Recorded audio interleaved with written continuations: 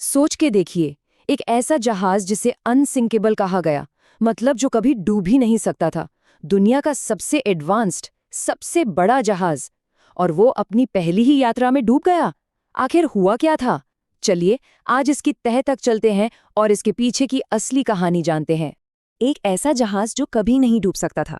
ये सिर्फ एक लाइन नहीं थी, ये एक दावा था, एक विश्वास था। लेकिन यही विश्वास, यही शब्दों का जाल इस पूरी कहानी का सबसे बड़ा पैराडॉक्स बन गया। इन्हीं शब्दों ने इस त्रासदी को और भी गहरा बना दिया। तो सवाल ये है कि आखिर उसे अनसिंकेबल कहा ही क्यों गया, किस आधार पर? इसके लिए हमें उसकी बनावट को समझना होगा। उसकी इंजीनियरिंग इतनी कमाल की थी और उसकी शानो शौकत तो खैर बेमिसाल ही थी। ये कोई आम जहाज नहीं था, ये तो समंदर पर बहता हुआ एक महल था, सही मायनों में। जरा इसके साइज का अंदाजा लगाइए। 269 मीटर्स लंबा और ऊंचाई 53 मीटर्स, यानी एक 8 मंजिला बिल्डिंग से भी ऊंचा। इसके अंदर क्या नहीं था? गर्म पानी का स्विमिंग पूल, जिम, 4 रेस्टोरेंट, यहाँ तक कि टर्किश बाथ भी। मतलब एक चलता फिरता लग्जरी होटल। पूरी दुनिया की नजरें इस पर टिकी हुई थीं, और क्यों ना हो। अब आते हैं सेफ्टी पर। देखिए, सिर्फ लग्जरी नहीं थी, सेफ्टी का भी पूरा ध्यान रखा गया था, ऐसा माना जाता था। टाइटैनिक में डबल बॉटम हल था। आसान भाषा में कहें तो जहाज के नीचे स्टील की एक नहीं बल्कि 2 लेयर्स थीं। आइडिया ये था कि अगर नीचे से कोई चीज टकरा भी जाए और बाहर की लेयर डैमेज हो जाए तो भी अंदर की लेयर जहाज को बचा लेगी। काफी स्मार्ट डिजाइन था उस जमाने के हिसाब से। लेकिन असली गेम चेंजर, इसका सबसे बड़ा सेफ्टी फीचर था ये नंबर 16। जहाज के नीचे के हिस्से को 16 अलग-अलग पानी रोधी कंपार्टमेंट्स में बांटा गया था। ये इंजीनियरिंग का एक चमत्कार था, एक रेवोल्यूशन। तो इन कंपार्टमेंट्स का काम क्या था? सिंपल, अगर जहाज में कहीं से पानी घुसता है तो वो 1 या 2 कंपार्टमेंट तक ही सीमित रहेगा, पूरे जहाज में नहीं फैलेगा। और कैलकुलेशन ये थी कि ये जहाज पूरे 4 कंपार्टमेंट्स में पानी भर जाने के बाद भी तैरता रह सकता था। अब सोचिए, 4 कंपार्टमेंट्स का डैमेज होना उस वक्त ऑलमोस्ट इम्पॉसिबल माना जाता था। और बस यहीं से इसको अनसिंकेबल का टैग मिल गया। टेक्नोलॉजी तो कमाल की थी, लेकिन कहानी में अक्सर एक लेकिन होता है। अब यहाँ से कहानी एक अंधेरे मोड़ की तरफ बढ़ती है। इतनी बेहतरीन टेक्नोलॉजी के बावजूद इंसानी गलतियां और बिजनेस का प्रेशर इस जहाज को खतरे की तरफ धकेल रहे थे। और ये सब इसकी यात्रा शुरू होने से पहले ही शुरू हो चुका था। सबसे पहले तो था कॉर्पोरेट प्रेशर। इसकी कंपनी व्हाइट स्टार लाइन चाहती थी कि टाइटैनिक 6 दिन में अटलांटिक पार करके एक नया स्पीड रिकॉर्ड बनाए। इज्जत की बात थी। फिर था शेड्यूल का प्रेशर। इसकी सिस्टर शिप ओलंपिक अचानक रिपेयर के लिए चली गई, तो टाइटैनिक को जल्दी में उसकी जगह लॉन्च कर दिया गया। और इन सब का अंजाम, कप्तान पर सीधा ऑर्डर था कि जहाज को फुल स्पीड में चलाओ, चाहे जो हो जाए, स्पीड सबसे जरूरी थी। और फिर हुई एक ऐसी गलती जो सुनने में बहुत मामूली लगती है, लेकिन इसका अंजाम भयानक था। हुआ ये कि एक ऑफिसर डेविड ब्लेयर को लास्ट मिनट पर ड्यूटी से हटा दिया गया। जाते जाते वो गलती से एक छोटे से लॉकर की चाबी अपने साथ ले गया। अब किस्मत देखिए, उसी लॉकर में जहाज के लुकआउट्स यानी पहरेदारों के लिए दूरबीन रखी थी। इस एक छोटी सी भूल का नतीजा, जहाज के सबसे ऊंचे पॉइंट पर बैठे पहरेदार उस काली रात में बिना दूरबीन के थे। तो अब हम पहुंचते हैं उस रात पर, वो काली रात जहां एक तरफ चेतावनियों को अनदेखा किया जा रहा था और दूसरी तरफ हालात बद से बदतर होते जा रहे थे। 14 अप्रैल 1912 का दिन, सुबह से ही वार्निंग्स आनी शुरू हो गई थीं। पहले कैरोनिया जहाज से आइसबर्ग की खबर आई, दोपहर तक एक और वार्निंग आ गई, शाम होते होते 5 और अलग अलग वार्निंग्स। एक के बाद एक दूसरे जहाज़ों से मैसेज आ रहे थे कि आगे खतरा है। और सबसे ज़रूरी वार्निंग आई रात 10:55 पर एसएस कैलिफोर्नियन से। उन्होंने साफ साफ कहा कि वो बर्फ़ के बीच फंसे हैं, पर टाइटैनिक के वायरलेस ऑपरेटर ने उन्हें गुस्से से चुप करा दिया। वार्निंग्स को लगातार नज़रअंदाज किया जा रहा था। और मौसम ने भी कोई साथ नहीं दिया। वो एक मूनलेस नाइट थी, यानी चांद की रोशनी बिल्कुल नहीं थी, और समंदर अजीब सा शांत, बिल्कुल शीशे जैसा।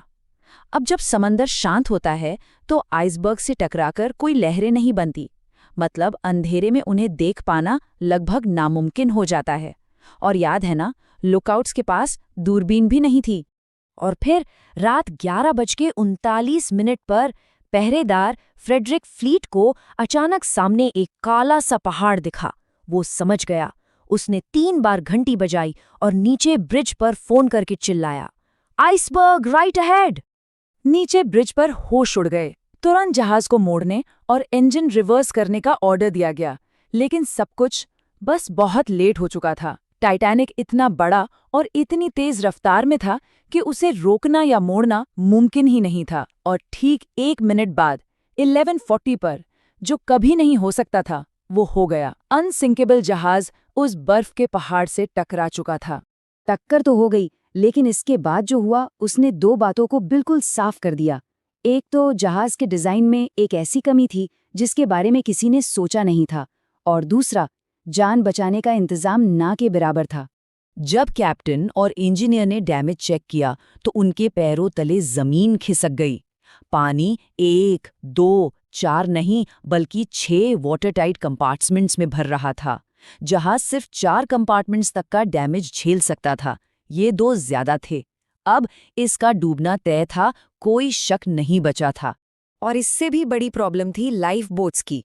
जहाज पर थे 2240 लोग, लेकिन लाइफ बोट्स में जगह थी सिर्फ 1200 लोगों के लिए। मतलब आधे लोगों के लिए तो बचने का कोई रास्ता ही नहीं था शुरू से। और इस पर भी शुरू में पैनिक और कंफ्यूजन इतना था कि कई लाइफ बोट्स को आधा खाली ही पानी में उतार दिया गया। इसी वजह से आखिर में सिर्फ 706 लोग ही बच पाए। और शायद इस कहानी का सबसे दुख भरा हिस्सा ये है कि मदद बहुत पास थी। सिर्फ 37 किलोमीटर दूर एक और जहाज था, एसएस कैलिफोर्नियन। उनके क्रू ने टाइटैनिक से छोड़े जा रहे डिस्ट्रेस फ्लेयर्स यानी रॉकेट्स देखे भी, लेकिन उन्होंने सोचा शायद कोई पार्टी हो रही है, और मदद के लिए इसलिए नहीं आए क्योंकि उनके रेडियो ऑपरेटर ने उस रात के लिए रेडियो बंद कर दिया था और सो रहा था।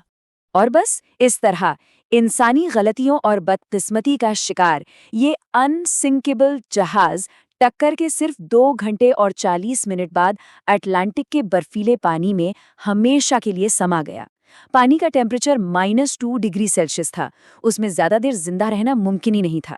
कहानी यहाँ खत्म नहीं हुई। कई दशकों तक, सालों तक टाइटैनिक एक रहस्य बना रहा।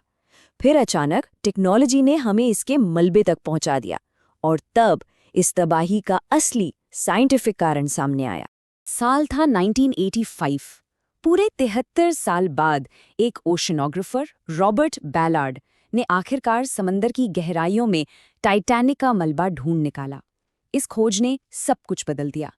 पहली बार इन्वेस्टिगेटर्स के पास फिजिकल एविडेंस था जिसे वो जांच सकते थे, और उस जांच में जो सच सामने आया वो हैरान करने वाला था। पता चला कि जहाज को बनाते वक्त कॉस्ट कटिंग की गई थी, पैसे बचाए गए थे।